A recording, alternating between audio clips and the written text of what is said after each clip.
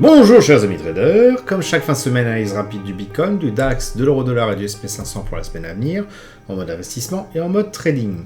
Juste un petit message, jusqu'à ce soir, minuit, vous avez la possibilité d'acquérir les deux formations Trader avec les volumes et devenir enfin rentable à moins 20% avec le code donc, qui était écrit dans la description de cette vidéo. Après minuit, eh bien ça sera trop tard, elle sera remise à son prix traditionnel. Allez, on commence tout de suite avec le calendrier économique de la semaine à venir, qui est relativement calme par rapport à la semaine qu'on a connue, puisque à part quelques décisions sur les taux sur la partie AUSD, donc si vous tradez notamment les paires de devises liées à l'AUD ou NSD, eh bien vous aurez donc quelques perturbations à prévoir mardi et ou mercredi. Pour le reste, ça devrait être relativement calme cette semaine. Allez, on commence tout de suite avec le Bitcoin exprimé en euros. On voit effectivement que depuis la semaine dernière, on a stagné par rapport à ce, on va dire, on est sur un creux de volume par prix, on n'a pas beaucoup bougé. On aurait dû bouger d'ailleurs, c'est pas normal qu'on reste à ce niveau-là. Ça laisse à penser que quand on voit les volumes qu'on a en dessous et les indicateurs qui sont relativement haussiers, eh bien qu'il y a un peu de manque de patate pour que ça monte. Et donc on va certainement rester dans ce tunnel de latéralisation qui peut-être a changé la morphologie du profil de volume par prix. Donc sur le long terme, on est haussier. Pourquoi? Parce que le RSI est passé au-dessus des 50 et a l'air de se maintenir dessus. Il a bien rebondi cette semaine, le stochastique aussi.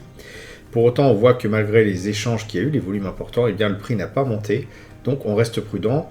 Et c'est d'autant plus étonnant qu'on a un pic de volume par prix qui se trouve ici, à condition bien sûr que l'indication des volumes soit correcte.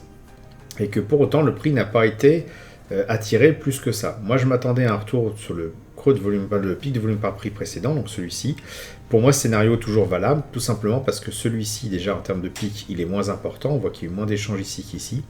Et que malgré le nombre d'échanges qui a augmenté, eh bien, le prix n'a pas réussi à monter. Donc je reste sur mon scénario de retour sur les 20 800 à peu près pour la semaine prochaine. Et en tout cas, si on regarde son unité de temps un peu plus courte, on voit que cette semaine, il ne s'est rien passé, on a stagné, qu'il y a un nouveau profil, mais avec vraiment très peu d'échanges par rapport à ce qu'on a eu là, ça n'a rien à voir. Un nouveau pic de volume par prix qui apparaît. Et quand on voit l'amplitude qu'il y a, à part faire quelques allers-retours peut-être en unité de temps, aller très rapide, comme du 15 minutes, faire ce qu'on appelle du fading, eh bien on voit, et encore c'est pas très lisible, on voit que il n'y a pas grand-chose à faire sur Bitcoin, il ne se passe pas grand-chose. Donc il faut vraiment que on ait une sortie soit par le haut, soit par le bas je vais peut-être agrandir un petit peu, de ce espèce de range qui apparaît là, qui est absolument une horreur en termes de nerfs pour le trading. Et mon scénario privilégié quand même un retour sur les environs des 20 800 plutôt qu'une phase à la hausse. Donc on verra si la semaine prochaine, j'avais raison. Le DAX, quant à lui, donc sur une base weekly, est toujours haussier. On le voit avec ce RSI qui est au-dessus des 50, qui rebondit sur la zone de 50, justement. Le stochastique qui est aussi. Et puis, on voit qu'on se maintient dans ce tunnel-là. Le prix est tout simplement revenu rejoindre un pic de volume par prix. Et donc, est revenu se caler sur les 15 720, comme je l'envisageais un peu la semaine dernière. J'avais mis une flèche orange. Donc, pour la semaine prochaine, qu'est-ce que je peux proposer? Dans la mesure où on est sur un pic de volume par prix assez conséquent, qui a eu pas mal de volume ici, on a vu que les gens sont un petit peu capitulés, et pour autant que très vite après, le prix est reparti à la hausse, je serais tenté de dire qu'on va continuer à monter. Et pour autant, ça ne veut pas dire qu'on va monter en flèche directe. Il est très possible bien qu'on rebondisse sur ce prix-là, qu'on stagne un petit peu avant de repartir à la hausse. Donc je dirais pour l'instant, le DAX à éviter la semaine prochaine, tout simplement parce qu'on est sur un pic de volume par prix en weekly, et que du coup, en journalier, c'est pas évident de se positionner. On peut envisager peut-être aller sur les prochains jours du mois d'avril, et bien que le prix s'éloigne et rejoigne les 16 270, mais après, bien malin celui qui est capable de dire s'il va y avoir un reflux ou si ça va continuer à la hausse. Donc voilà, c'est tout ce que je peux vous dire en tout cas sur ma vision du DAX sur la semaine à venir. Alors pour ce qui concerne le CAC 40, donc la semaine dernière, je vous avais dit que soit finalement on était là sur le pic de volume par prix, soit on retournait sur le point consensuel du dessous, donc j'avais remonté un petit peu plus haut, maintenant on pourra le rabaisser, il est plutôt là, soit qu'on va certainement rejoindre ce creux de volume par prix et après s'attendre soit à une explosion vers le haut, soit un retour sur le point consensuel des 7055. Bon, bah moi je pense que c'est plutôt ce qui va se passer la semaine prochaine. Alors certes, c'est vrai, c'est aussi, on a un tunnel aussi ici, caractérisé par un stochastique au-dessus des 50 qui s'y maintient, et puis surtout un RSI qui se maintient au-dessus des 50. Maintenant, quand on voit la quantité d'échanges qu'il y a eu en mode panique lorsque ça s'est mis à baisser, on sent que les gens sont fébriles, et on voit que malgré voilà, un retour après du prix sur le niveau de 7400, eh bien, on voit qu'il n'y a pas eu grand monde qui s'est investi dedans quand même. Donc tout ça, ça traduit une faiblesse du CAC 40. Et je ne suis pas convaincu, je peux me tromper, hein, tout à fait. Je ne suis pas convaincu que le prix, eh bien, il va péter vers le haut comme ça. Je pense qu'il va plutôt revenir à nouveau la semaine prochaine sur ce truc-là, sur ce niveau-là. Et je vais mettre ça en noir pour indiquer que c'est pas forcément le scénario que j'envisage le plus. Il peut très bien continuer. S'il continue, ça risque de péter assez fort, de monter assez fort. Et là, je pense qu'il y aura beaucoup de monde qui va se dire, bon, bah là, tout le monde a vendu. Je pense qu'il y a beaucoup de monde qui vont se placer, qui vont se dire, il faut qu'on attrape le train en marche. Et ça peut monter très, très, très fort.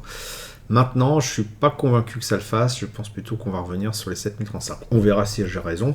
Et de toute façon, je ne cherche même pas à avoir raison. On suivra. Si on est placé dans le sens où ça part, bah, tant mieux. Sinon, bah, tant pis, on sort de position. C'est pas grave, il y aura d'autres opportunités. Hein, donc si on se met en journalier, voilà, je verrai plutôt un phénomène comme ceci. Alors, je vais peut-être nettoyer un peu, mais hop.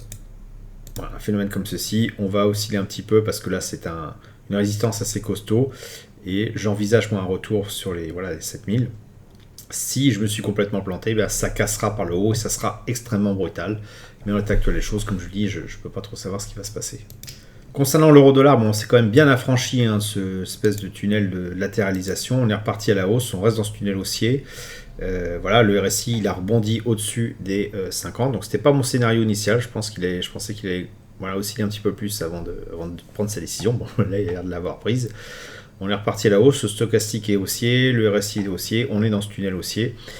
On a du volume qui est là conséquent dans la reprise à la hausse, donc tout ça est bon signe pour l'euro. Même si certains détracteurs disent que c'est une monnaie de merde, moi je ne fais que regarder l'analyse technique, et donc pour l'instant c'est haussier. Et en journalier, qu'est-ce qu'on peut faire? Et bien du coup, on voit qu'on est en train de s'éloigner de ce pic de volume par prix assez conséquent. On a même reconstruit un ici, et si on pète ce niveau des 1,09, on risque de rejoindre certainement le niveau d'après, qui est assez conséquent et très attractif, qui est, en tout cas pour le prix, qui est l'un 13. Donc là, on va peut-être pas y arriver en une semaine, mais voilà comment ça se confie, comment ça se comporte en tout cas pour l'instant. Donc garder de l'euro peut être intéressant par rapport au dollar. Enfin, le SP500, toujours en mode zombie, d'une certaine manière, puisque le RSI, il oscille de part et d'autre des 50, mais en gros, il fait un tracé plat. Le stochastique, il fait pas grand-chose non plus. Et puis, on le voit, le prix, il est coincé dans ce rectangle de latéralisation. Et il fait augmenter, du coup, le pic de volume par prix qui se trouve ici. Et je dirais, tant qu'on ne pète pas ce rectangle, soit la hausse, soit la baisse, on ne pourra pas faire grand-chose. Et quand bien même on essaierait de faire du fading, c'est-à-dire en fait du trader le range, on voit que les amplitudes sont telles qu'il faut quand même plus d'une semaine pour partir d'un extrême et revenir sur le point consensuel. C'est extrêmement mou, il n'y a pas grand-chose qui se passe en ce moment sur le SP500, donc moi pour l'instant je recommande de rester tout simplement à l'écart. Voilà, j'espère que vous avez apprécié cette vidéo. N'oubliez pas d'utiliser le bon d'introduction avant ce soir minuit si vous êtes intéressé par les deux formations Trader avec les volumes et ou devenir enfin rentable, car ce bon expire ce soir. Abonnez-vous à la chaîne YouTube si vous voulez ne rater aucune nouvelle publication. Je vous dis merci et à bientôt sur le blog.